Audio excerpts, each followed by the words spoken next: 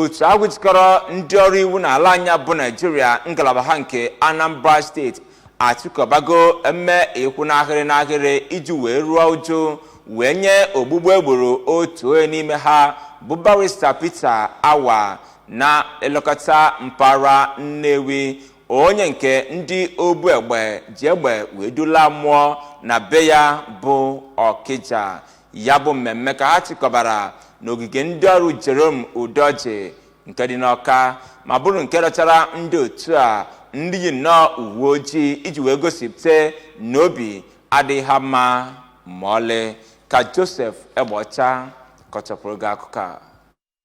N'okwu agwara ndị nta akụkọ ka ha mechara ya bụ ngagharị ka onye isi oche nke otu Law Officers Association of Nigeria ngalaba nke Anambra steeti bụ barista Emeka Nwangwu kọwara na ya bụ mmemme bụ iji gosipụta ka ọ dị ha n'obi gbasatara otu o si gbuo onye otu ha bụ Maazị Awa, ya nakwa iji gosipụta na obi adịghị ha mma maka enweghị ọnọdụ nchekwa ndụ na akụnụba na steeti a. Ndị ọrụ ikpe ahụ site n'aka onye isi ha gbaziri ndị ọrụ nchekwa ndị uwe ojii ka ha gbaa mbọ hụ na ha mara imi na iji chọpụta ma ogbugbu egburu ya bụ nwa amadi ọ bụ ihe gbasatara ọrụ ya dịka onye na-arụrụ gọọmenti ọrụ ma ọ bụ ihe sitere obodo ya bụ Ọkịja. Ọ gaziri n'iru ma kpọzie gọọmenti ka ọ gbakwa mbọ hụ na ihe gbasatara ọdịmma nakwa nchekwa ndị na-ekpere gọọmenti steeti a ikpe bụ nke a gbara mbọ hụ na agbaziri nke ọma. Na ntụnye nke ya, onye ji ọkwa Assistant Director nke na-ahụ maka Nnewi Zonal Office nke Ministry of Justice bụ barista Charity Maduka nọrọ kọwaa na ọ bụrụ na ihe gbasatara ọnwụ ya bụ nwa amadi bụ ihe gbasatara ọrụ ya dịka onye na-ekpechitere